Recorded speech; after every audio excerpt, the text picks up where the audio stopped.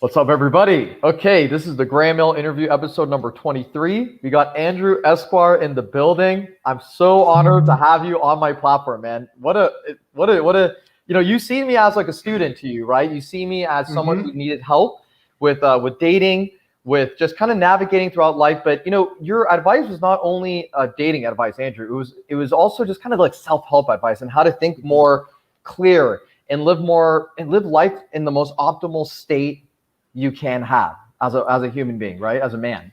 Yeah. I mean, as a fan of the original Star Wars trilogy, I always try to give out that Yoda-like wisdom, right? But I mean, to me, that's the whole part of being part of a community, being part of a process, and having friends and connections like you, Cam. I'm happy to share my wisdom. It makes me so happy to be helping people, helping men, helping people in general, but just helping people improve their lives, helping them have better lives, helping them take control of your lives, which is all about my channel, The Legal Mindset, and all about helping people be their own judge. It's really ultimately about controlling your own life, controlling your own destiny, being your own man, being your own person, right? That's so important for all of us. And that's why I came on YouTube. And I know that you share the same principles, beliefs, which is why I'm happy and I'm honored to be on your channel, because we gel in that sense. And I'm always happy to help people that are on the same mission, to go out there to get a positive message out to people, to help them out and to help them build their lives. And also you have a absurd amount of knowledge of my culture, which is so funny, and I know so much about so are you talking about LA or Iran? Because I know a lot about both. Unfortunately or fortunately, right? Gosh, I've had so much Kubi Day in my life, it's ridiculous. Oh my God. That being said, I just I love learning. I love, experiencing different things. That's why, I'm out of the country right now. I just told my viewers I'm in Korea. So, I love, and I've never been here. It's the first time I'm here. So I always love trying new things, being open-minded and learning, because, really you have to learn, you have to adapt, not just, as a human, but as a man too, because in this world that's changing, in this world that's adapting, you have to adapt. And I know we're going to talk about marriage today. And I think that's a big thing we need to remember today as we're talking about all of this is, you need to adapt. And even the information I'm giving you out today, you need to adapt it to your circumstances, to your situation. And as things change in the future, you're going to need to keep adapting, right? You either adapt or you die, honestly. That's the way the world works, the law works, culture works. So, that's what I'm trying to help people do. And shout out to Alex in the chat. I see him there. I had a great conversation with him along the same lines a little while ago on IG. Yep. What's up, Alex? Good to have you on the chat. Wanted to definitely give a shout out to the chat before we dive into our show today. So we have Alex in the house. We got Marcus in the house. Good to see you, man. So before we dive into all the topics that we want to discuss for today's episode, we got to know who's Andrew Esq. Who's the man? Who's the legend right now that's on the show with us and can share, has so much wisdom, not just in the legal sense, but also in life. Right? Because I always looked at you and like the guys that you associate with, kind of like my big brothers that like I needed in my life. So tell us a little bit about your past, what's going on in the present moment, also what's going on in the future, because we know you have your own channel as well. So you definitely need to talk about that, please. Yeah, absolutely. So guys, if you don't know, I'm Andrew Esq. My channel is The Legal Mindset on YouTube. And you can also check out not just my channel, but I also have a locals at legalmindset.locals.com, legalmindset.locals.com, where I post unscripted, uncapped stuff that I can't talk about on YouTube because it's censored. That's a censorship-free platform. But that aside, and I'm on Instagram, I'm Esquire International. You can follow me. I've been on Huds' IG Live. I'm friends with Cam, so you can get my Instagram off their pages as well. But that being said, guys, I am an attorney, but this is not what I started as. I actually became an attorney pretty late in life, and I became an attorney after doing a lot of law-related stuff and saying, hey, I kind of like this. I can do this. This is something I can do and make money off of, and be very, very, successful at it, right? But I did other things. I worked as a bartender and a waiter to begin with throughout school. I paid for my, undergrad myself, my master's. I had a, scholarship through that. I went through the big, great financial recession. I saw all that was going crazy with that. And I've also seen a lot of things in life. I've dated a lot of women. I was almost married at one point, dodged that bullet, thankfully. We can talk about that a little bit more. But, I have a lot of experience in the dating field and also just building myself, masculinity. I went from a guy who knew nothing about fitness to a guy who loves working out, who when I'm not in quarantine now in Korea, I'm working out at least 3 times a week, preferably 5 times a week, because I know how important that is to my health, to my life. So once again, you're speaking to a guy who's really transformed his life radically. And I started doing it. My radical transformations were really at age 30. And now I have my channel up, Legal Mindset. I've moved to much more of a remote situation, both in my channel and producing information for everybody on YouTube, but also in my life and my business. I've moved to way more remote because I believe location independence is going to be huge for the future, especially the digital future, especially the future where we've got a lot of pandemic restrictions and laws, and also marriage laws. You know, isn't it so much better if you can shop around jurisdictions for the best marriage laws? If you wanted to get married, maybe you don't do it in the US. Maybe you do it in another country where the marriage laws are more favorable. Or maybe even if you want to stay in the US, you at least do it in a state, that's more favorable. So, you know, once again, I've had a lot of experience about this. I've coached people. I've talked to people not about their dating lives and about their, business lives, but also just about any concerns they have. I've talked about a lot of legal issues. And in my legal life, I've dealt with a lot of corporate issues, government issues, and finance issues. So I'm very experienced in that field. I will say, legal disclaimer up front, nothing here is legal advice. You need to go to your attorney in your state for legal advice. But I have lots of experience and know lots of people who are family lawyers. I have lots of experience hearing stories from the legal field. So that's the wisdom I'm going to bring to you today, is firsthand experience and experience from my lawyer colleagues, which I know more than enough about. So you were saying that you dodged a bullet with a woman that you were possibly getting married with. So I actually, Andrew, maybe you've seen my content on Instagram. I've talked about how men that put themselves in a situation to be in a marriage that is not suitable or compatible for them, I say that I put the accountability on the man, right? That if you are not someone that's understanding of what women want, and what, more importantly, what does your woman want, right? And why is it that you're not fitting? I feel like women are kind of like a puzzle, and you are like that one last piece that can bring her together to make her this complete woman. And she now just feels this sense of guidance and leadership coming from you, because like that one missing piece was always, it was never there, right? So once she gets a piece of you, she understands like to go life in a certain direction, right? Now, when you were planning on marrying this woman, how old were you? What kind of mindset did you have? Because look, look, and I'm not trying to bag on you, because look, I have my own fair share of issues. You heard all my stories, and you would call me out on it when I need to, just kind of think straight more about it or man up about the situation, right? So, so I'm putting you a little bit on the hot seat right now, because hey, we're all growing, and there's nothing to be ashamed of, right? No, not at all. And I'm happy to talk about it. I've talked about it with Rich Cooper. Shout out to him. He gave me a great chance when I was starting out to speak on his channel. Look, I was younger. I can't think about the age exactly right now because time has flown. I've done such a transformation that the past 5 years have seemed like 10, right? Have seemed like 10. But to me, that would happen around 26, 27. So I was a little bit younger. I think men really get wise when they get a little older, when they get into their 30s. And when I say I dodged the bullet, I'm saying I was able to survive that into my 30s, where I've gained so much wisdom. I've seen the options open up for me, and I've just seen the greener pastures. And that was it. Now, let's talk about responsibility real quick. I'm going to tell you right now, Cam, I absolutely agree with your take that when you say the man is responsible, I'm going to say something even more controversial. Okay. I think the man is 100% responsible for everything. And here's why. Because from a legal standpoint, the law, even if it's like only 95 or 99%, it's going to effectively treat you not 100%. So you might as well treat yourself as 100% responsible for this, right? So if under the law, you're going to be held 100% responsible to pay for child support, to pay for alimony, to, not get in a fight with this woman, because as soon as the cops are called, you're going to be kicked out. Right? You're going to be removed from your own home. You're going to be held 100% responsible. So instead of whining about it, instead of crying about it, instead of getting angry with women about it, there's no point in getting angry at women about it, because that's not going to change the facts. The facts are the law, society, culture is going to hold you as a man 100% responsible. So just be it. Be 100% responsible. And part of that is understanding when to vet them, when to say, hey, I need to disengage from this scenario, right? I need to be the one to be responsible, to know the law, to do the studying. And guess what? It sucks. It's hard. It's difficult, guys. It is difficult to be a man in society, but you have to do it. There's no other choice. You either do it or you will be trapped by society, right? You will be pinned down and you will be slammed by society, whether it's legally, whether it's criminally, whether it's civilly. you will be absolutely dominated unless you take 100% responsibility for your actions, your fitness, your money, and your sex and dating and marriage life, right? If you choose to get married. And I'll put that caveat in there because that's a big one. Damn, Andrew, that was filthy, brother. Oh my God, man. I just have to say that is a man right there. Before we jump into HUD's question, which is an excellent question. Thank you, HUD's, for doing that. So shout out to you, my man.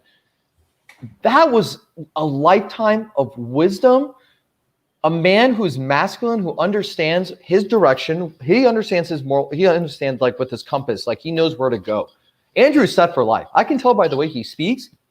He never has to worry about anything ever again. The only thing that us men are missing right now is a lack of money, of becoming super filthy rich. Because us guys, I know we're going to make it. It's still only a matter of time. You have a YouTube channel. You're probably doing very well in your profession as a lawyer as well. Mm-hmm. And you have deep connections. You're in Miami. You're rubbing elbows with different kinds of people. I know you're set for life, right? So, but you have to still take responsibility. This is the thing about being a man. You have to take responsibility to do more, to keep creating, to push yourself. That's the thing about being a man. No one's gonna push you. No one's gonna come and and thank God you have people like you and HUDs and other people who are accountability. Brad talks about accountability. Great accountability. The only person who's going to hold you accountability is you. And I will say, when you get a network, when you get people you can trust who are going to hold you accountable. For example, I know if I called up Cam and I called him up and I said, "Hey, Cam, I'm having this and that issue with this girl, and I just don't know what to do." He's going to say, "Hey, you've got to take accountability for that," right? Now he may help me, we may talk through it, but he's going to he's going to say, you have to take accountability for that. And what's up, BB? Good to see you in the chat. Yeah, no, it's definitely a major issue. She talks about, lack of muscularity. Yeah, absolutely an issue. And who's at fault for that? It's guys, it's us. Because I was just saying this with my friend Hotep Jesus on Twitter. I was on Twitter with him. Yep. And I was saying that at this era, at this age, the only excuse is you being lazy, because we have so many resources online. There's so many fitness guys. Let's talk about fitness YouTubes. There's a million of them, and almost all of them will give you some good advice that you can put together and become more fit, become more healthy. It's totally possible for you to go out there and get fit. The only problem is you don't have the drive to do it. That's it. You don't have the drive, or it's not a priority for you. That's the problem, and you need to take responsibility for that, right? And understand that your interactions with women are going to change dramatically if you just lose weight. I'm not talking about you become a bodybuilder or cut. I mean, literally, even I saw a dramatic difference when I lost weight. I lost about 40 pounds, right? Oh, yeah. Good for you. From law school to after law school. Law school is really stressful, right? And that's definitely something that, it puts on some weight, but it's like, whose responsibility is it? I'm not going to cry about law school all day. I'm going to say, Andrew, get your ass off the couch, get your ass up, 5 o'clock in the morning. And I went and I did it. So. Filthy. Yeah. God damn, dude. Stealing the show already. I love it. I love it. Okay. So we got Andrew, we got Alex saying, what are and how to pick the best marriage laws? Oh, man, that's a deep one. So let me hit that. What does he mean by that, best marriage laws? So I think I know what he's saying. He's talking about how do you shop marriage laws, right? So, okay, in the United States, and I'm just going to talk about United States because I'm an American lawyer. I'm barred in Florida, right?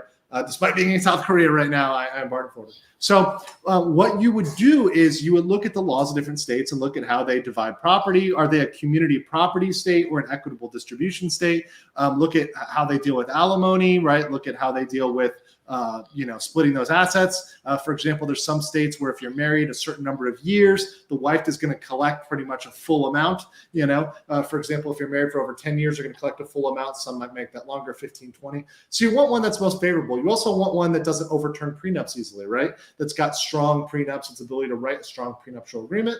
And you want the ability to get out of it, relatively clean. Look, you're not going to ever get out without giving something or, having some sort of splitting or dividing of the assets. But there's states where you can set it up. So you've pretty much got completely separate assets, and it's going to be as simple as possible to split things up and end things at the end of the relationship, if there is an end of the relationship and you choose to get married, right? And look, I'm gonna say, look, a lot of people want to get married. There's a lot of reasons to get married, right? People want it for religious reasons, people want it for spiritual reasons. That's fine. You want to do that, that's fine. Just understand that there's risks involved, being a man, and I'm assuming, you're a man who's making more money. Sometimes a woman might be making more money. That's a different scenario. But majority of the times the man might be making more money. And in that case, hey, you want to protect your assets. You earn that, right? So that's what you want to look at in terms of best marriage laws. You also want to say, hey, look, do I really want to live in a woke ass state like New York or California? Sorry, Cam, that has laws on the books that if there's a dispute with my wife, for example, there's something called a mandatory arrest. Pretty much, if they come to you during a domestic dispute, they've got to arrest you. Do you really want your wife to at any time be able to call the cops? And regardless of whether there's a mark on her, she might not have a scratch on her, but because she called and she said, oh, my husband's, being violent, or not even that, or like potentially violent, they've got to haul you off to jail. That's a problem. Maybe you don't want to live in that state. And I'm not saying you make all your decisions for these reasons, but I'm saying just think about it, because the woman is not going to think about it in most cases. And that's your duty as a man to think about that in the plan. That's part of your duty, for the family to plan that, right? Just like you should think about, hey, where am I going to raise my kids? What culture do I want to raise my kids? That's your job as a man. Absolutely. Yeah. So I guess I wanted to kind of piggyback a little bit on Alex's question. So let's just say I have a girlfriend right now and I'm interested in marrying this woman. Yeah, sure. What is the first thing I should be thinking of besides, I guess let's just go beyond compatibility, because I want to stick to like law in this regards. Let's say compatibility, everything's on point. She looks up to you. She's got that perfect what dream of an RP like kind of relationship or whatever. Like it's just man respecting woman, woman respecting man, right? You get where I'm going with this, right? I guess. So here's the thing. Here's my questions. Yeah. And I'm going to assume the answer to these are yes, but has it gone on for a long time? Like what's the duration of this? Okay. I'd like to say, have you seen it for a full year? Because a lot of times there's situations in a person's life. It can be a man or a woman. This can go either way, because I've seen women fall for guys super quickly and end up in horrible relationships, right?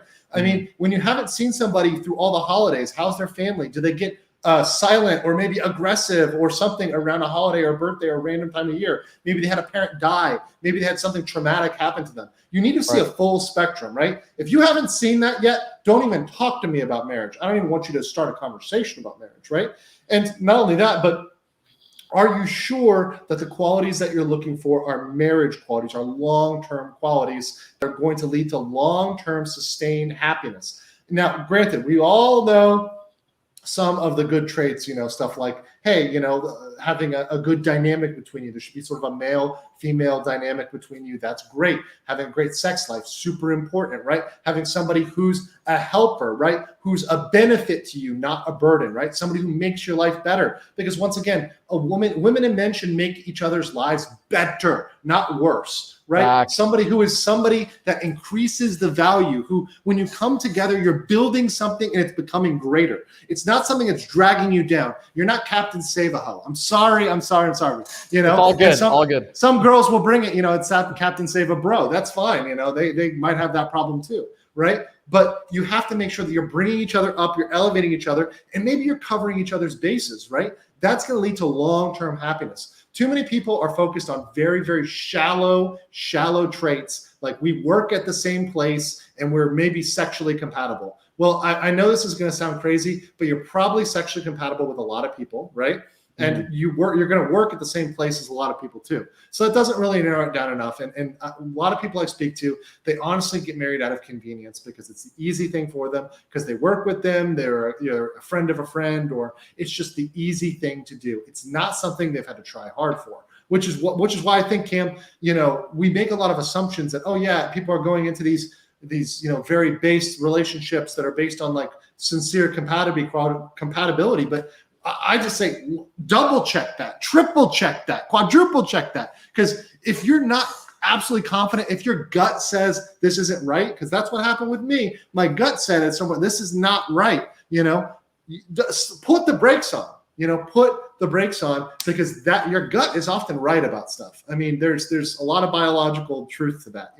If you're feeling something is off, or you're not happy about something, you might be lying to yourself and you're not secretly not happy about something. Maybe you're not happy about your sex life. That's not something that's going to get better, right? Unless you either A, try to take action to fix that, right? Or B, start a new relationship, right? So, and if you can't take action, or you've tried to take action and it hasn't worked, then you've only got that other option of, hey, starting that new relationship. Your marriage is not going to make something better. And something I see with a lot of people is they think marriage is going to make their relationship better. And it does not fix your relationship problems. It is not a magic wand. Wow. Okay. So Andrew, perfect. Now, let's just say everything is literally in the right direction. All the boxes have been checked. All T's have been crossed, everything. Now, let's just say me and this woman, I want to reside in California. I have a lot of people that, follow me that are from California. So for a state that's been known to screw the man over, right, in divorce courts, what is the roadmap? The first thing you would say I should do with my future fiance, right, to have what is like the checklist, or maybe not the checklist, but like what's like, if you could just summarize it in the most simplest form, right? First thing, have a conversation with her about this, or what would you say? So I mean, I'm going to say the one thing, and I'm not going to say this all the time, but obviously I'm not a California lawyer. California law is very different, especially regarding marriage. The community property is very strict. So I'm not even sure if you went. So what I'm going to say is, I'm not even sure legally that if you went to another state and tried to contract out of it, or say, hey, I'm residing in California, but she's from Nevada, so we're going to have this prenup done under Nevada law. I'm not even sure that'd be upheld, especially if you're residing together in LA, or you're residing in California the majority of the time. I'm not sure California would accept that. In fact, California has a trend of asserting jurisdiction when they don't even have it. For example, they're going to try to tax people who aren't even Californians anymore, because so many of y'all have left to Texas. So, I mean, they're trying to assert their jurisdiction. So I would not get out there and promise guys that they can go somewhere else and try to get out of California law. But that being said, what would I do? A lot of the steps you said, have the conversation, right? Start with that. You could start by dividing your assets and saying, hey, here's how we're going to do it. We're going to keep separate accounts, right? I saw BB ask is it better to combine assets or keep them as separate? I think, it's good to have a joint account if you have joint expenses, and maybe you both are contributing to that for certain things. But I think keeping separate assets makes it easier. You're saying, okay, this is mine, this is yours. Here's our joint fund that's going to go towards the house, the mortgage, whatever. I'm going to put into it every single month. I'm going to support the family, or support the family unit. But hey, what's mine is mine, what's yours is yours. And when we split up, there's less argument about it, right? If you do. Now, I'm not saying you will. Maybe you never do. But maybe there's never any argument. There's no, hey, honey, you spent too much on clothes. Or in the converse, hey, honey, you spent too much on that grill, or those, football tickets, the box seats, to the, Chargers game. I don't know, whatever it is, whatever you're into. You're just avoiding a lot of those arguments. And that's why I think keeping things separate is generally pretty smart. I would say, hey, that's pretty advisable. That's what I would do in the modern era. I think that when I see conflicts, when I talk to people, hey, where's the conflict? It was literally about spending. It's mostly financial conflicts. In fact, most divorces, it really boils down to financial issues, right? And when you really, really, really, really, really pin it down and you really nail it down, it's really financial issues. There can be differences of opinion, there can be sex issues, but a lot of this boils down to finance. A lot of people end up cheating, doing other things because they're not happy with the finances, or not happy with the financial situation or the job situation. So have those conversations. Make sure you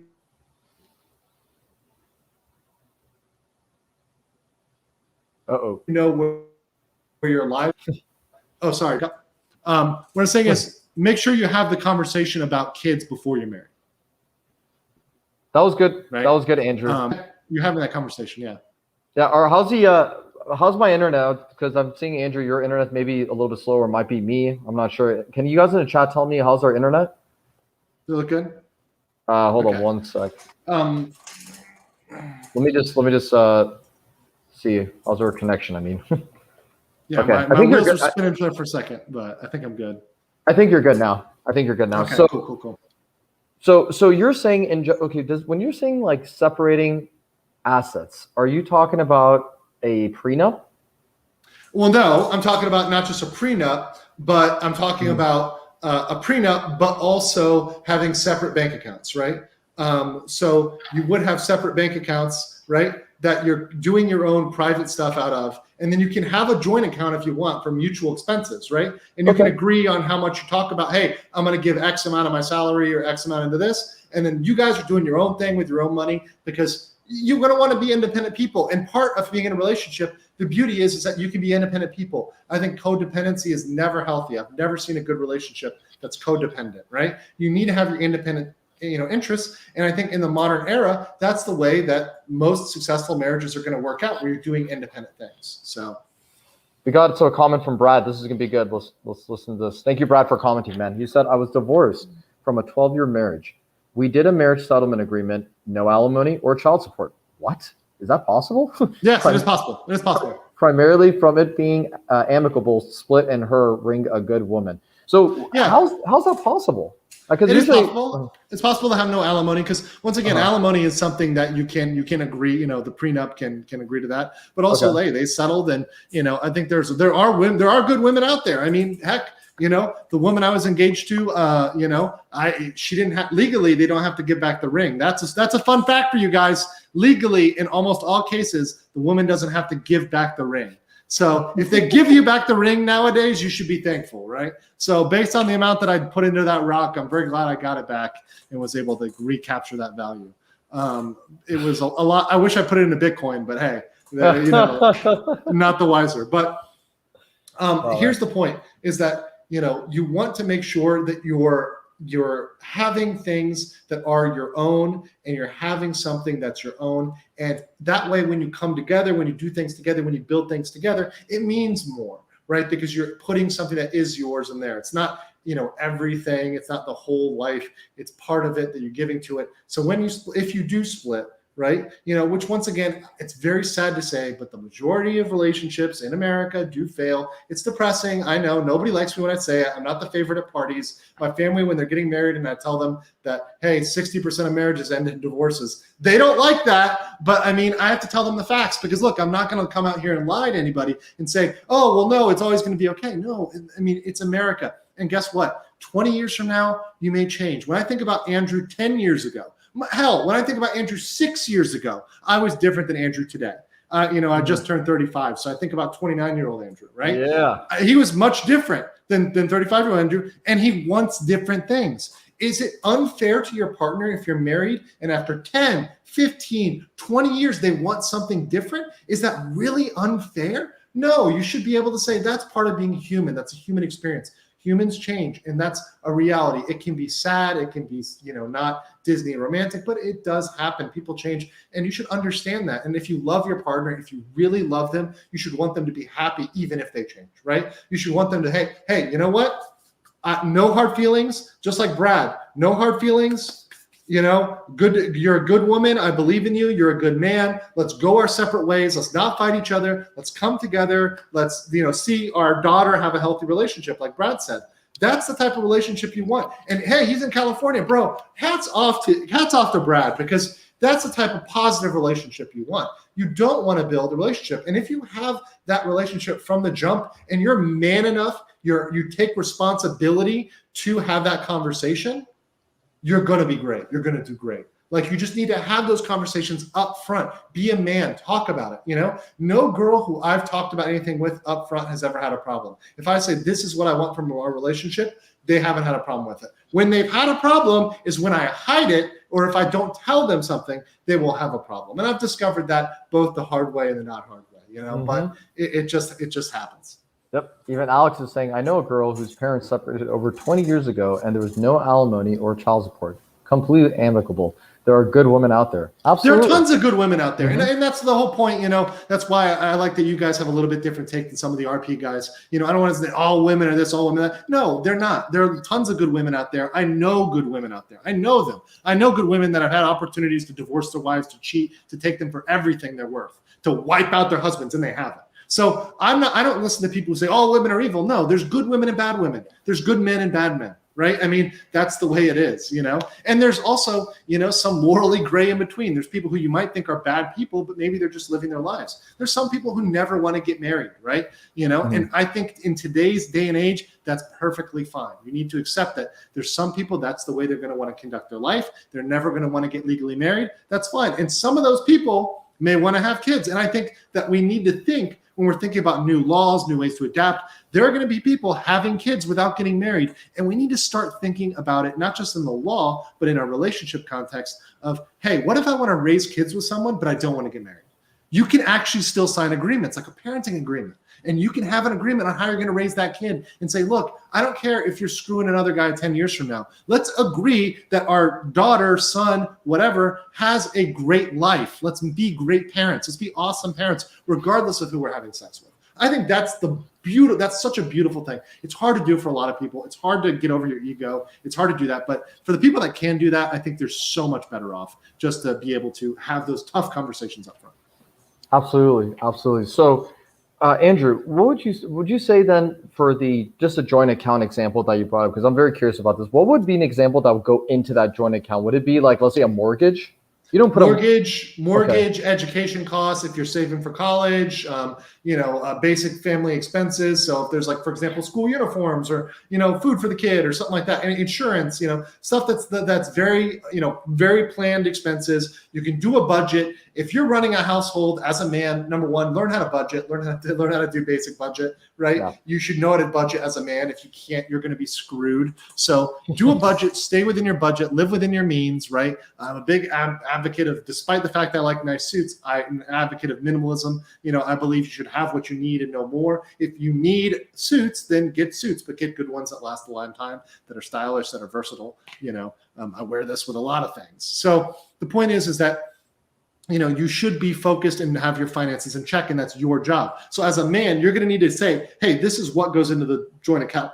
This is what needs to go into the joint account. And you should talk about it, right? There might be some things you have to go back and forth with your wife, or girlfriend or whatever, right? But you should have those conversations up front. Maybe they don't want them to, maybe you're somebody who says, hey, honey, I don't believe in college. I think college is kind of a scam. I think our kids should be an entrepreneur, or they should travel or do something else. And that's going to be more worthwhile to them than going to college. That's a hard conversation. And a lot of people are still programmed that college is the be all end all. I think that's a big one. You want to have that conversation up front, because if you're going to save for college, you need to do that since they're a kid, because it's going to be insanely expensive right. By the time they're older. And not only that, but it's going to be horribly woke. So you have to understand that they're going to be programmed by the college. Absolutely. So when you're going into a courtroom, Andrew, I want to know what your mindset's like. What are you thinking? What's the first thing that's happening when you step into the courtroom? You're carrying your briefcase. Like, are you walking in like Better Call Saul? Are you walking in like, some like Rain Man or something, like, or not Rain Man? Not Rain Man. What's that movie? The Michael. What's that? Not. It's the one where the lawyer with Michael Grissom. It was called. It's one of those like Bill Grissom. Rainmaker. The Rainmaker. Rainmaker. That's what. Not Rain Man. Yeah, Rainmaker. Yeah. Not Rain Man. Yeah. No, Rainmaker. Yeah. No. So okay, if I walk into court, you know what I'm thinking? Yeah. Oh shit. Because I am not a litigator. I don't go to court. So if I go to court, I'm a deal maker. I've been a transactional lawyer most of my life. Right. Everybody who knows me from my legal career knows that. So I am not a litigator. I have lots of good litigator friends. Some of my best friends are litigators. I love them, right? And I have been to court, right? But it's not what I do. It's not my specialty. I know about it. I've done, mock trials and stuff like that. I've sat on juries, despite being a lawyer. I've been called in for jury duty. It's ridiculous. But the point is that I know about court. Just because I don't do it every day doesn't mean I know about it. But when I go in there, and if I did go in there, or better yet, if I think your mindset, just your mindset going into your job. Yeah. Yes. If I'm going in to close a big deal, right? To do with clients, I am focused on one thing and one thing alone. What is my intended end result? And as a man, that's what you need to be focused on with your relationships. It's exactly what I'm talking about. What is your end state? Close your eyes. Imagine yourself in a perfect world. Close your eyes. Say, what comes out of this case? What do I really, really want? If it's a case, do you want 100% of the money? Do you want $100,000, $50,000, $20,000, $100,000? Or do you really just want the money to cover your costs and to pay for your attorney, right? Like, what do you really, really want? With your relationships, it's the same thing. Do you really want to be a parent? Like, is that what you really want? Do you want 18 years of screaming kids, or do you want to travel the world? Do you want to have crazy good experiences, right? Do you want to do fun shit?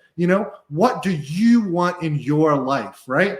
And if you don't want something, don't do that. Don't go down that path. You have to really think about what makes you happy and what's happy at this point in your life. Because Absolutely. there's a lot of people who don't really assess that. Don't say, what makes me as a human happy? They haven't spent time doing that. They haven't spent time thinking about that. They haven't spent time thinking about what leads to satisfaction in their life. Is it making money? Is it focusing on their business? Maybe a family is not going to be the best for you if you want to be a CEO of a Fortune 500 company, because the amount of time you're going to need to dedicate it to it is going to take away from your ability to be a family man, right? So, maybe that type of job is not great for you. So you got to really think about that when you're going into both, whether it's in a case, closing a deal, or starting a relationship. And guys, if you just want to have sex, have fun, whatever, that's fine. That's cool. Make that your end state and set up your relationship that way. You can do that. Damn. All right, so we got Bibi. Thank you, Bibi, for your comment. Brad, I absolutely agree with you. I use that technique as well. The way someone handled their prior relationship. Go to Brad's comment real quick so I can read that. Right. Yeah, he says, I've seen women since the divorce, and how they handle prior relationship marriages is a huge indicator to me about how to move forward. Thank you for that comment, Brad. So that Brad's and then going into BB's, because those are like intertwined, right? Like, how you talk about your previous relationships. Like, for example, if a girl comes and tells me that all of her ex-boyfriends are assholes, and this, by the way, this works the other way. And shout out to BB. I know BB. She's great. If you have a girl who says all my ex-boyfriends were assholes, I'm kind of like, are you sure it was your ex-boyfriends? The same thing would go for a guy. If a guy says, oh, all these girls are all sluts. Well, is that really the case? Like, is it really, really the case that that's the way it was? I mean, you have to really think about that. Versus if you say, which I can actually frankly say about most of my relationships, right? Most of my relationships were with beautiful, great women. They're amazing women. The circumstances in life were not great for us to be together, and maybe we had incompatibilities or something didn't work out. That's fine. But I don't think they're horrible people. In fact, most of them were beautiful. They were sexy. A lot of them were very smart, funny. We had a lot in common, many of them, So it's good things to talk about them, because once again, how you deal with those jobs how you deal with those people reflects on you. If you're only dating low quality people, what does that say about you, right? Mm-hmm. If you are only taking low quality jobs, what does it say about you?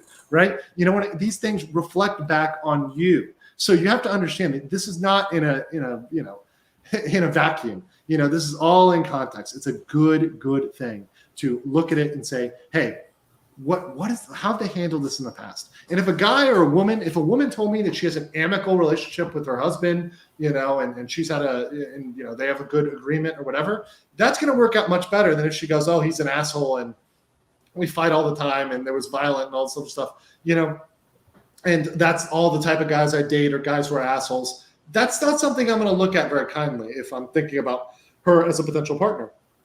Right. So Andrew, let's talk about just like the advice. Have you given advice to men before where they had, let's say, legal issues, or they were facing legal issues, right? Without disclosing any names, right? Without getting, obviously disclosing something to protect their privacy. What kind of advice have you given to a young man or somebody like we're all part of the same community, like guys that were getting to some deep shit and they need to do something about it, and you gave them some advice that kind of shifted them for the better? Yeah. So, I mean, obviously, I've never given them legal advice because that would be in trouble. Correct. But what I'm giving them is general advice based on my life experience, right? Mm-hmm. And, my time as a lawyer happens to reflect that, right? Everything I've learned as a lawyer mirrors what I've learned in life, which is great, because I apply these to help me think for myself. And that's why I started my channel, to help people be their own judge, right? To make their own decisions, right? So when I'm looking at people and when I'm advising them to think about their lives, once again, I go back to, where do you want to go? Where do you want to end up? But also, I try to focus on where they are right now. And I say, hey, how can you build yourself up? How can you create something, that is going to set you up for the next goal? So let's say we're talking about, we just talked about a prenup. We just talked about separate accounts. Those are legal structures that can help protect you. If you're building a business, an LLC, you might be familiar with an LLC. An LLC will protect you from certain business liabilities if you do things correctly, right?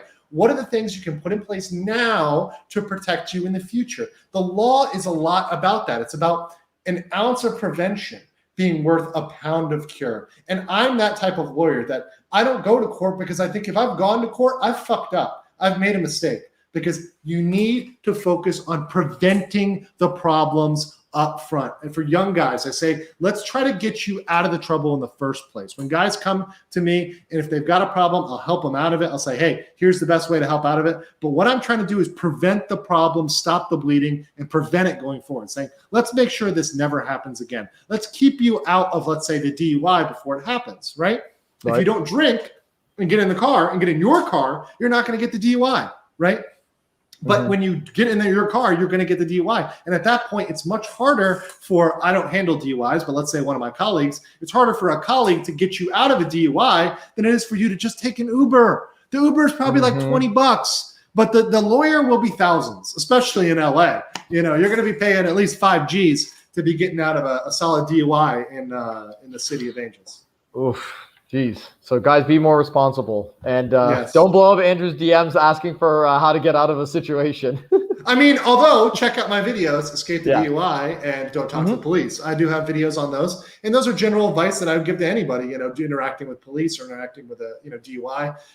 Very good advice on that. But, you know, I won't go into detail, but the point is that the best advice I always give first, I gave it in those videos, which is don't do it in the first place, right? If you don't want to get married, don't do it in the first place. It's much easier for you to get out of something, and all you're going to have to deal with is maybe your friends and family are mad, maybe they yell at you, maybe it's socially awkward, maybe it creates a bad situation where they're blowing up your phone or they're blowing up your Instagram or whatever, but that's much better, right? BB says, what are my thoughts on pre-marriage counseling? Absolutely. Why not do it? Why not do it? Now, I would say, BB, that you should be very careful about who you pick, because there's some people that are better at it and some people that are worse. So clearly look at reviews, ask people you trust. You know, I know where you are, so I would say ask people in that area, right, that have done it before and say, hey, you know, like, do you know somebody who's good? And I think it's good to talk through issues and have somebody who's like a neutral mediator to talk through those issues. But make sure you trust them, you trust their approach, and that they're actually helpful. They're not just reading off of a list or doing something that, for example, if you're a Catholic, no offense, but, you know, maybe they're just checking off the church approved checklist. You know, there's things they're just going through. You know, you want to make sure they're getting at issues that really matter to you. If you want to have a family, you need to say, hey, we really want to address the family issue, right? Or maybe sex, and it's like, hey, we need to talk about the sex issue, you know, and make sure you're getting out there and talking about it, right? Right. If you can handle it without counseling, okay, great, but there's never a hurt to going. Andrew, I wanted to ask you, so regarding the thoughts on pre-marriage counseling, so pre-marriage counseling is what, are we talking about like a legal thing, like splitting up, or you're not talking about that. You're talking about like being prepared for marriage. What is it like going forward into marriage? Speaking to a therapist about, is that exactly what we're talking about, pre-marriage counseling? And by the way, BB was talking about it for Catholic. Yeah, and I understand that, because actually at one point I switched over to Catholicism, and I actually went through part of that process, which is how I know about it, right? You know, they require them to do it. That's fine. I mean, just go and do it, but understand that they're coming at it from a Christian perspective. BB. So, you know, maybe, you know, you might disagree with some things from a different perspective. Like maybe you have a religious difference. I think you should talk about it, right? And say, hey, for example, are we going to raise our kid Catholic? Like, and maybe you have that conversation away from the premarital counseling. I could think that, you know, if you've got the priest sitting there, the priest is obviously going to push it in one direction. If you really want to have that conversation, you should really probably have it separate from that. That's one of the things I can just think off the top of my head. But other than that, like talking about personal issues or sex issues, I mean, that's something you need to talk about, right? Although it might be a little awkward with the priest, but yeah, I mean, you should try to talk about them as much as you can, and also, you know, how you're going to deal with the kids. I think that's very important. You know, if you want to have kids, you know, obviously the Catholics are big on, you know, sex for procreation purposes. So, you know, how you're going to raise them, where they're going to be. I mean, I think that's important things to talk about beforehand. Absolutely. Shout out to Chris Matico in the chat. Shout out to the grand men on the channel. Thank you so much, Chris. So I wanted to you know, have us discuss this. What do you think, Andrew, for guys out there that are young and they're in their 20s and they're just trying to figure out like how life operates? What's the truth about life? Because you and me, we got it. We're set. Like we both know it. So but I mean, here's one thing I'm going to say. You saw me laugh when I said guys in their 20s. Here's what I'm going to say, guys. Your 30s are going to be just fine. You're going to be just fine. In fact, guys, I'm going to tell you this right now, and this is a little secret. Don't tell the ladies. Your 30s might even be better than your 20s. So, Facts. I mean, you guys don't even know it yet because a lot of guys, if you're in the 20s, you're not there yet. So you just see the 20s and you're like, oh my God, I'm young now. I'm going to be old. 30s are pretty freaking good, especially if you're in shape, if you're fit. 30s can be great. And there's guys in their 40s and 50s who are still killing it. So, guys, 30s is not an issue for you. I mean, look, that's the part about being biologically male, biologically female. We don't have the same clock, right? We can work on a different timeline. And 30s are great. And the thing is, guys, as a guy, maturity and wisdom as a man is not just going to lead you into better outcomes. It's sexy to girls. They like the wisdom and maturity, right? That's something that is going to come off. I mean, yes, the irresponsible girls don't care. The OnlyFans girls, the sugar babies, et cetera, et cetera. But those are not the girls you're trying to get into a long-term relationship with or marriage with, right? If you're trying to be in a long-term stable relationship with a girl, you're not looking for a girl who doesn't value wisdom, maturity, experience, right? If your girl doesn't value that, I'm sorry, she's not long-term material, right? If she's not valuing your life experience, she is not long-term material, right? Damn. Bars. So, good, shots fired, but it is what it is. I make no apologies, right? I mean, that's part of being a man that, we bring to the table. We say, hey, we're able to provide, guidance, help. We're able to provide that responsibility because we have that experience, right? So, and look, I can say as a man, I'm in a much better place at 35 than I am at 29, 28, 26, 25, 24, right? Oh, yeah. I am much better of a man and I'm much wiser of a man. The relationships that I can craft now are better than that. So guys who are in their 20s, I would say, look, I know you may want to rush into it, but you can just take a deep breath and just hold on for your 30s. Even if you stay in the long-term relationship, right? Even if you stay in that relationship, your 30s will be fine for you. And, once again, the concern, the rush is not on your part. Let me tell you that. And I would even say this, Andrew, that it's not about waiting till you're 30 just because 30 is a magical number. It's about waiting till 30 because 30 offers this new level of wisdom that you don't even know that you need. You don't even know that you're lacking in, right? So because because we're even as 27, 20, 29-year-olds, we were probably like, I wasn't so cocky. Well, hold on, Cam. How old are you now? 31. Oh, okay. I knew you were just in your 30s. So yeah. I didn't know if you were 30, 31, but yeah. Yeah. I mean, I was relatively cocky back then, but not like the way I am now. I mean, I'm not even cocky. I'm just like, I just know what I'm doing. So for me, I was the kind of guy that wanted to jump in a marriage, wanted to jump in a relationship, I wanted to get that going ASAP. But if I could tell that Cameron back in his 20s, I would say, listen, Cam, all right, your 30s is going to offer a new set of experiences that you don't even know that you need. There's so much out there for you to still grow. I feel like 20s has to be your building stage. Build. But you can still build in your 30s. In fact, that's the thing for guys. You can use your 30s to reset. In many ways, I reset in my 30s, especially regarding relationships. I kind of reset how I did that in my 30s, right? So, and thank you so much, Christian. You're my boy over here. But, this is like, 30s is a time when you can do what you want. You can build a new empire. There's people, think about a lot of CEOs, people who build Fortune 500 companies. They did it in their 30s and 40s a lot of times. They didn't do it in their 20s, right? Just because, you look at it as wasted time. No, you're just focusing, you're learning wisdom, you're learning how to grow, you're learning how to become a better man. Look at it as lessons learned. I learned so much. I'm still learning in my 30s. I'm still learning. You should be a lifetime learner, but just shifting into that wisdom, just appreciating wisdom, appreciating knowledge, right? That's going to shift your perspective. That's going to shift you into this zone where you are so focused. And guess what? Women are going to find that incredibly attractive. They're going to find that incredibly sexy because you're a man on a mission. You're a man with a drive. You're a man with a plan. Right? You're a man who knows what he wants in life. That's the difference between guys oftentimes in their 30s and 20s. Guys in their 20s don't know what they're doing. Here's something I've heard from so many women that I've gone out with and dated, so many women that I've talked to. They say, these guys don't know what the fuck they're doing. The typical line, and this is your California line, by the way. They tell me it's California people say it the most, which is, let's just go with the flow. Yep. That is fuck the flow. Fuck the flow. I'm going to say that right now. You need to have a plan. If you're a man, you need to have a plan. Those words rhyme for a reason, guys. You know, like have that plan, have that vision, have your 5-year plan, have your 10-year plan, have your 15-year plan. Where are you going to be sitting? Are you going to be on a beach in 15 years in Thailand, or you're going to be sitting in Florida on the beach, whatever, you know, in the mountains, whatever you like, you know, whatever type of person you are. You're a city guy. Maybe you want to be in London. Maybe you want to be somewhere, you know, wherever you want to be.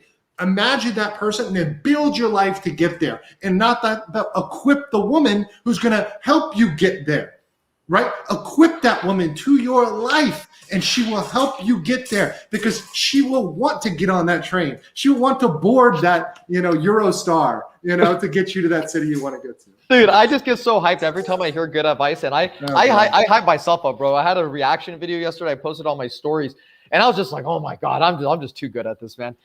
Yeah. Dude, we're all so hyped. That's why we're all going crazy on the chat.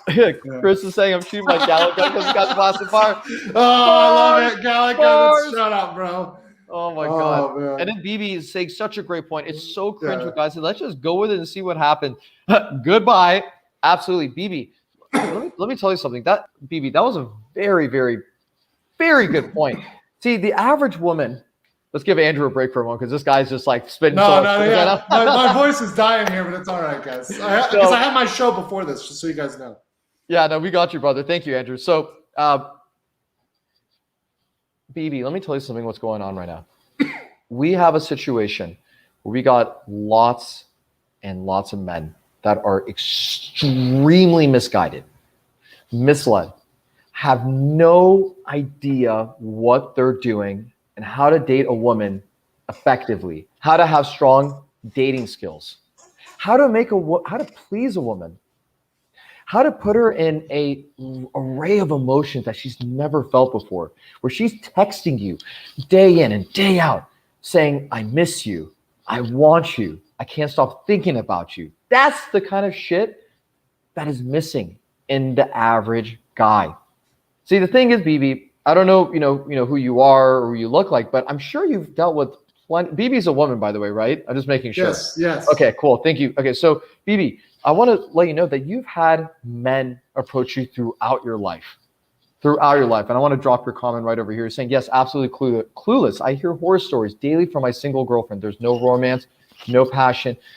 Oh, it frustrates me so much too, because I just look at these girls and I feel so bad for them, BB. I really do. I just they need a guy like Andrew. They need a guy like me.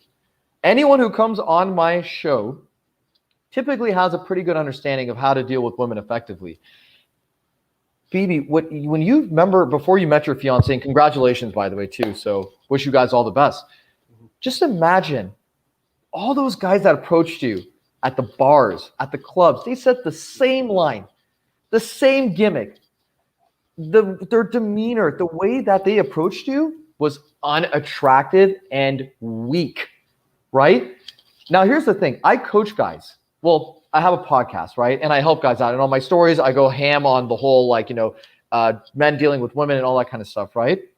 But for me, one thing that I like to point out is that guys just have to be different, and they have to be centered with themselves. And if they're not centered with themselves, that smooth game, flow, communication is not going to come out. The reason why Andrew talks like the way he speaks with confidence and with that masculinity is because he's dead center with himself, and he knows exactly who he is as a person, right?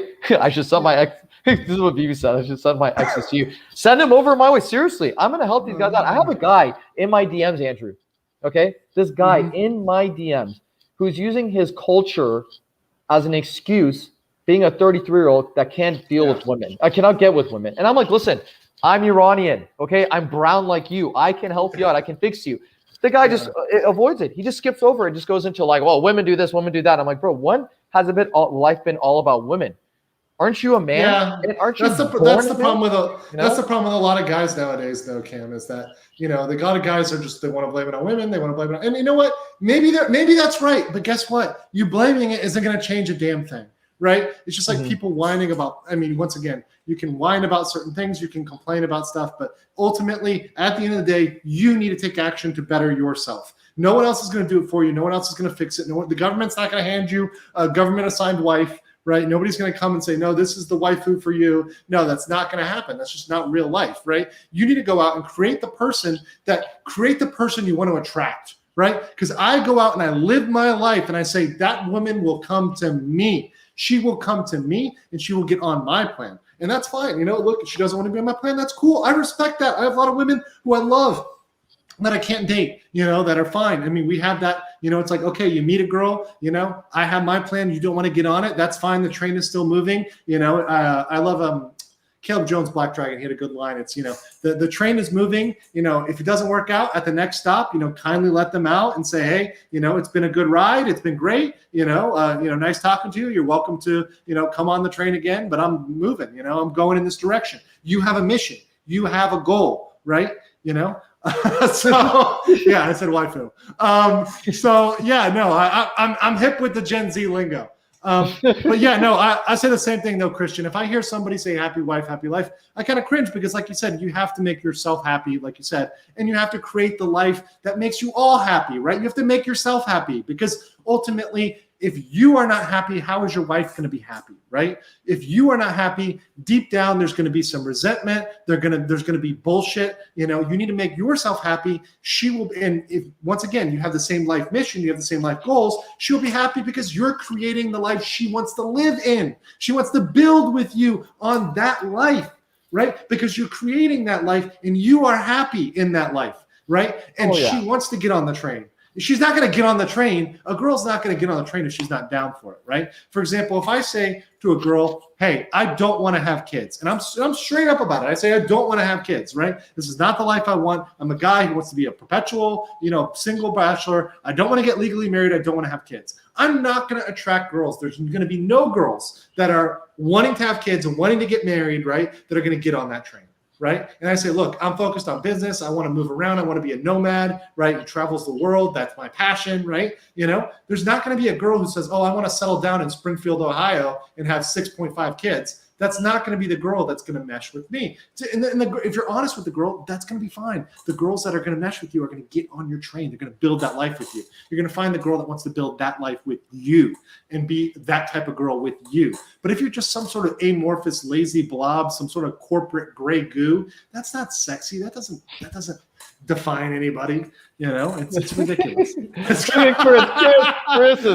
Christian, man, you're killing me. But thanks, brother. I love it, dude. I love it, man. Yeah. So when you go about it, Andrew, when you go about life being an attorney, I got to ask you a little bit of a devil's advocate question. Sure. So much. Here's the thing. You know so much, and you are certified. You're certified to practice law in your state. You've taken the bar. You've gone through that journey. You've also gotten some advice along the way that's made you the person who you are.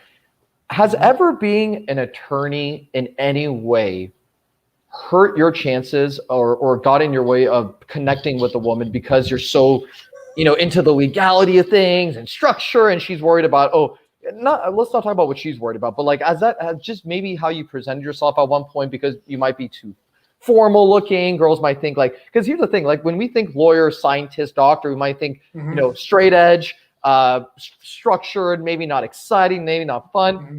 I know you're not like that. I met you in person before, but has any time a girl kind of been like, I don't know about this guy, right? What are your experiences with that? I mean, look, here's the thing. And I'm going to tell you guys this right now. This is a crazy concept. A lot of guys are going out there and they're trying to please everybody. Stop that bullshit. You want to repel certain people. You want certain people to be like, ew, no, definitely not. Because guess what? For every person you repel, it's like polarity. You're going to be like a magnet, right? You're going to repel some people, and that's fine. But guess what? You're going to attract other people. Because for everybody that I repel, there's like 2 more that I attract. Because I am very strong in my image. I'm very strong with who I am. I have a strong personality, right? So the people that look, when I'm out there, I know I'm not going to be friends with everybody. And that's okay. That's fine. I'm not trying to be friends with everybody. I want people that are going to be good friends for me, that are going to be a good fit for me. It's almost like a pre-screening process to have a strong image, a strong personality, and say, look, I am who I am, and this is who I am. That being said, there is a little bit of coolness about being a little bit, on some levels, not incongruent, but kind of mysterious, having different things to you. Yeah, I'm a lawyer, but do you see the, horn rim glasses? And you probably can't tell, but I have a 3/4 sleeve, So like, you know what I mean? Like there's things that are surprising about me. And, BB actually knows me a little bit better. She knows a little bit of my background, but, Yeah. I've done really cool stuff in my life. And because I've had these cool experiences, I'm not like your typical boring ass lawyer who just thinks in the box. I'm definitely, number one, I have a YouTube channel. I'm getting out there and talking about controversial shit. Do you think I'm really afraid? No, I don't really care. Honestly, Right. I really don't. In fact, I know I can get in trouble for a lot of the stuff I say. I say it anyways because it's important to get the message out there to everybody, right? I know that even talking about men and women and the fact that there are differences nowadays, just talking about that, even though there's nothing negative, I've said only positive things about women, but just acknowledging that there's differences is controversial nowadays. So, just talking about that is controversial, right? As a man, right? It's the mansplaining, right? Mansplaining. But yeah, exactly. If you are your completely self and not ashamed of it, you make friends faster and you find women that are super into you. And guess what? It's just like my YouTube channel. I had a my friend Hotep, Jesus, he told me, he's like, and this is the greatest thing, you should be thankful for an unsubscribe, because an unsubscribe, you're getting rid of somebody who's not really into your message. You want people to unsubscribe your interest. You want the ride or dies. You want the people that are really interested in you to be following you. We want to get down to your core audience, because that's the people you want to talk to. Your niche, right? You're never going to attract everybody. Trust me. BB can tell you there's girls that probably her girlfriends are attracted to that she's not. And that's just the way it is. There's girls that I know my friends are attracted to. Cam's probably got girls he's attracted to that I'm not. That's fine. That's totally cool. More for Cam, that's totally fine. And HUDs, I know HUDs, you might want something and I don't want it. And it's a different sort of relationship. That's cool. That's fine, bro. That's totally awesome. I celebrate those differences. I think those differences are awesome, and they make humanity interesting, they make humanity diverse. We're not supposed to be this gray goo that the liberal media wants us to be, that a lot of progressive wants us to be. They want us to be all this amorphous, same woke, blob, this bored collective. That's not what humanity is. Humanity is about differences. The difference between man and female, and the difference within being male. Woo! Woo! So, oh my God, Don DeMarco. yeah. That was good, man. Andrew, what was for anyone who's an aspiring attorney, right? What do you recommend that they ask themselves before they want to go to law school? Do you really want to be an attorney? And do you really understand what that entails? Because I find that a lot of people don't actually know what that means. Let me be very clear. A lot of people want to be an attorney and they've never stepped foot in a law firm. They've never been to a courthouse. They never know what real lawyers do. In fact, they don't even know what law jobs are out there. And I know BB knows what I'm talking about. But there's lots of people out there who have no experience. They're totally naive. They just say, oh, well, I want to make a lot of money. Well, guess what, honey? A lot of lawyers out there are making $40,000, $50,000, $60,000 a year. I was making that with my master's degree before I went to law school. I didn't need to go to law school for that. I could have just worked and done that. Yeah, people saying I was that person. Yeah, a lot of people just don't understand what law school is, what being a lawyer is, what working in a law firm means. They don't understand. They just say, oh, I want to be a lawyer. Why? What is it? Because you want money? Is it because you want status? Is it when you want respect? Because there's a way to get that without being a lawyer, right? Mm-hmm. You don't have to be a lawyer to get those things. A lot of people want lawyers for intangible reasons. They don't want to actually do the work that lawyers do. If I told you that you had to read and write most of the day, you weren't arguing, you're not in court, and guess what? Even my litigator friends that go to court, they're actually not in court very often. They're settling. They're in, or no, not even more than that. They're in the office. They're writing emails. They're calling. Okay. Are you okay? Yes, which is part of the settling process. You're right about that. But the point is that they're doing stuff that's not like arguing in front of a lawyer. And also, being in court is not like you see on TV, right? You have this false impression from CSI or Suits or whatever that being a lawyer is a certain type of way. It's not. I'm going to tell you guys right now, it is 100% not like you probably think it is. In fact, you probably need to really, really go to a law firm and focus on what the real law work is like. Ask associates, ask the young lawyers, hey, how do you like your life? You're going to see that some of them, look them in the eyes, they're dead inside, right? They are dead inside because they hate their jobs. They regret doing it. They were told they were going to be rich. They're going to be famous. It's going to be sexy. Now they have $100,000 in debt. they have $200,000 in debt. If you're in California, you have $200,000 in debt, right? And you're making $40,000 a year. Good job paying that back. Good luck paying that back, right? You know what I mean? You're going to be in debt forever. Is that really what you want from your life? Really? I mean, and when he asked the bar exam is hard. A lot of people fail. Hell, in California, it's one of the hardest bars. They set the bar very high because they've got a lot of shitty law schools like Glendale School of Law and other crazy stuff, the Johnny Cochran School of Law, that are just these California bar only approved schools that are sketchy as fuck. And they can't have these horrible lawyers practicing law because they're literally will commit malpractice because they're so bad, right? Once again, a lot of people don't realize this. I was sitting in the bar exam with people who I really thought should be working at McDonald's. No offense to the hard workers at McDonald's, but I mean, these people were just not fit to be lawyers. I'm sorry. I was hearing the caliber of their conversations, what they're talking about, and it was just like, wow, guys, I don't know what you were thinking, but you are not going to be making the $100,000, $200,000, that you were promised by university. And these universities, make no mistake, they are lying to students about your income. They are lying about the income, just straight up lying. Not even deception. At this point, it's a lie about how much money you're going to make when you get out. Damn. Mainstream media doesn't want you to know that. No, they do not. And they're not going to talk about it because it's a huge business. It's a huge racket. They're never going to tell you. And guess what? A lot of lawyers won't tell you because they want to save face. I really don't give a shit. Like, I'm the lawyer who doesn't give a shit, and say, we'll tell you the truth. No cap here, guys. No cap. It's all, it's 100% people who are, once you're a lawyer, you kind of want to justify. You want to say, oh, I'm dignified. I have this status because I wear a suit. Well, no, you're probably making less money than people who are in business or entrepreneurs, right? Who are, people, we got a family restaurant, right? You're probably making more money in terms of profit, than the guy who's sitting there in his suit. It doesn't matter if you're wearing a t-shirt, a greasy t-shirt and jeans, or you're wearing a suit, right? How much profit are you making? And how much are you having to pay to keep up that lifestyle and that appearance, to have to buy those suits, dry clean them, live in a nice neighborhood, drive a nice car, to be congruent with that, right? You're probably paying a huge burden for that. You're probably not as rich, as wealthy as you think you are, and you've got debt. Is that a life you want? Now consider another occupation. Now consider entrepreneurship. Now consider starting your own business. Now consider a trade skill. Once again, very profitable. Electricians, power linemen, we got our buddy Thor, we talked to. I mean, you want to do that. I mean, once again, these are underrated skills, things that we need, and men can do these skills immediately, right? And make a bunch of money and have no debt. And I always advocate being debt-free so you can be as free as possible in life so you can be your own judge. Damn, Andrew, that was really good, man. I want to ask one last question. What is what a piece of advice that we discussed a lot on the episode about how men can become better and make smarter decisions with the law and also with dating. Yeah. What is one piece of advice that you can give to all of us right now that has something maybe recent or something that's stuck with you throughout your life that provide clarity and get us closer to the truth and living the life that we are destined to live? Oh, you're bringing me a big one with the destiny, right? I mean, I think here's the thing. Once again, I'm going to go back to this, but this is true, guys.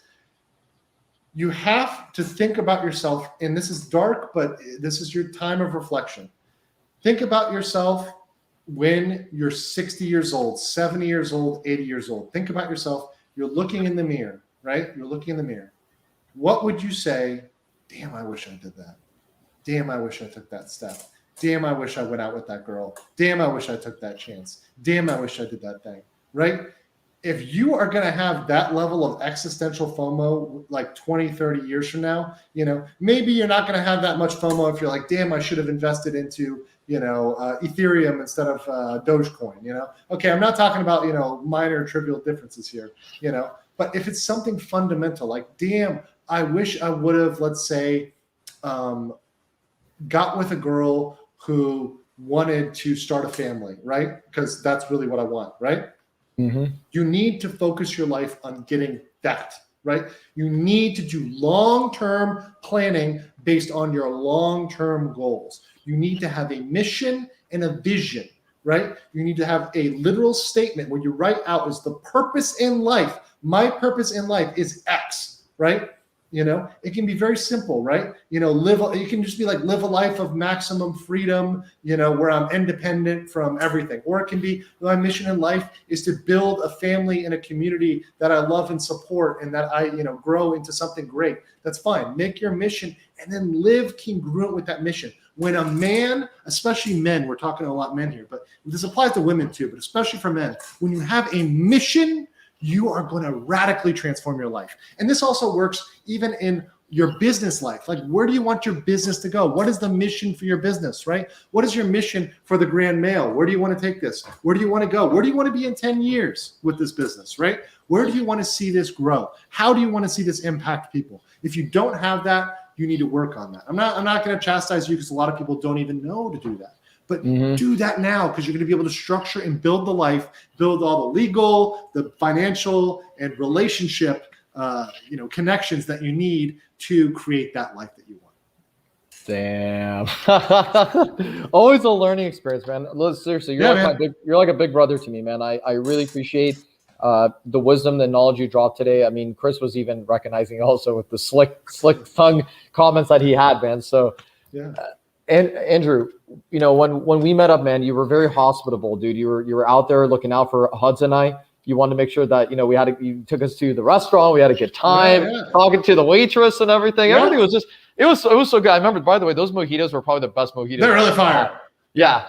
And the food was phenomenal, dude. I just had such a good time meeting up with you, man. And I'm looking forward to the next time I see you in Florida. If you're ever in California, you're going to be like, why am I in California? On my way back from Asia, I may have to make a stop. So we'll see. If that's the case, man, then you must stop it. If you're in LA, you hit me up, bro. I'm taking you out to dinner, dude. We're gonna talk about business, talk about life. Only if it's Persian food, though. I only want Persian food. Look, I'm coming to LA and get some Persian food. I'm taking you to Rothy's in Glendale, best Persian restaurant. Yes, I know. I've been there. I love it, man. Dude, Andrew, thank you again for bringing all the wisdom. Where can everybody find you? Please talk about your YouTube channel. Marcus, since you're active in the chat, brother, we do need you to help us plugging in Andrew's stuff. So, Andrew, go ahead and share with us all your info. So the best place would be my channel, which is Legal Mindset, The Legal Mindset on YouTube. You can also type in Andrew Esquire, but Legal Mindset will get you to my channel. I stream every single weekday at 7 p.m. Eastern time. Even though I'm here in Korea, I still come and stream every single time at 7 p.m. Eastern. So check out my channel on YouTube, which is The Legal Mindset. If you want to find me on Twitter, Legal Mindset as well there. If you want to find me on Instagram, Esquire International, ESQUIRE International, right? I'm friends with Huds there and also with Cam. You can find me pretty easily that way. And very cool is my locals, which is legalmindset.locals.com. That's the easiest way to find. That's my preferred community. It's the closest community. I put my unscripted information there, uncapped, unvaxxed.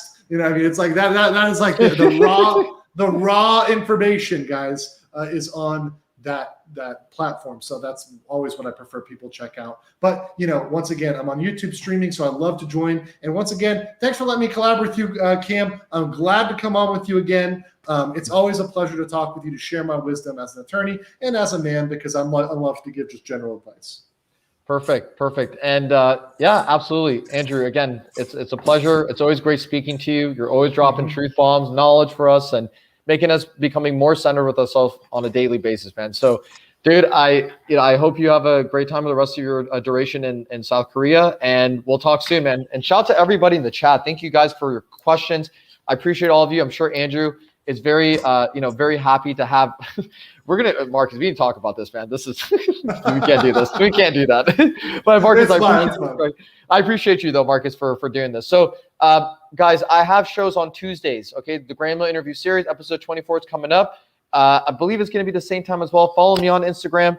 It's The Grand Cam. You can also follow me on Instagram, The Grand Mail. And here we go. At least Legal Mindset. That is the fire. That's the hot fire right there. Check that out, Legal Mindset. There you go. And while you're on this video still, comment, and subscribe, guys.